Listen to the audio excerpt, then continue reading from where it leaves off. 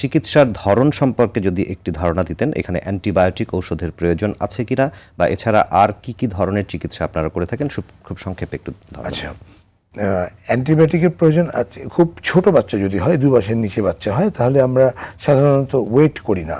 হ্যাঁ, ওয়েট করলে দেখা যাবে যে বাচ্চাটার রোগটা আরও বেশি বেড়ে যেতে পারে।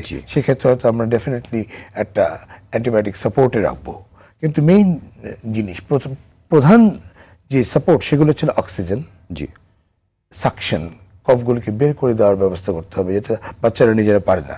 সাকশন, অক্সিজেন এবং গরম রাখা বাচ্চাকে, হাইড্রেটেড এবং ফ্লুইড, মানে আইভি ফ্লুইড যদি আমরা দিই, শিরাপথে স্যালাইন দিলে বাচ্চাটা হাইড্রেশন যদি ঠিক থাকে তাহলে সে অনেকখানি এই বিপদ থেকে বেরিয়ে আসবে। এক্সরে দেখার পরে যদি অ্যান্টিবায়োটিকের দরকার হয়, প্রয়োজন মনে হয়, তাহলে সেখানে সেটা দেওয়া যেতে পারে। জি, আপনার কাছে আমরা চিকিৎসার ধরন সম্পর্কেও ধারণা পেলাম, কিন্তু নিউমোনিয়া সম্পর্কে অবশ্যই আমাদের প্রথম থেকেই সচেতন থাকা উচিত, কারণ এটি একটি প্রাণঘাতী রোগ হিসেবে বিবেচিত, সেটি আমরা সকলেই জানি। আরেকটি বিষয় আমরা খেয়াল করি যে অনেক সময় শ্বাসকষ্ট হচ্ছে কিন্তু কোনোভাবেই উন্নতি হচ্ছে না, বা চিকিৎসায় কিছুটা আমরা কিভাবে করব বুঝতে পারছি না, যেটিকে আপনারা ব্রঙ্কিওলাইটিস হিসেবে বা ভাইরাল ইনফেকশন হিসেবে ডায়াগনোসিস করেন। ব্রঙ্কিওলাইটিস হলে তাহলে শিশুদের লক্ষণগুলো কিভাবে প্রকাশ পাবে এবং চিকিৎসার ধরনের মধ্যে পার্থক্য কি রয়েছে, আমরা কিভাবে বুঝবো? আচ্ছা, ব্রঙ্কিওলাইটিস তো ভাইরাস দিয়ে হচ্ছে, হ্যাঁ, মোস্টলি আরএসভি ভাইরাস। সো ব্রঙ্কিওলাইটিসের যে লক্ষণ, সেটা একটু নিউমোনিয়ার চেয়ে ড্রামাটিক, একটু বেশি, দেখে মনে হবে যে অনেক বেশি অসুস্থ বাচ্চাটা।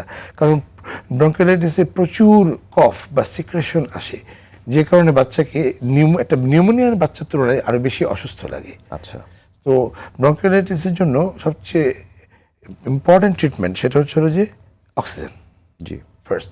সেকেন্ড ওয়ান হচ্ছিল সাকশন, সব কফগুলো ক্লিয়ার করতে হবে পিরিয়ডিক্যালি।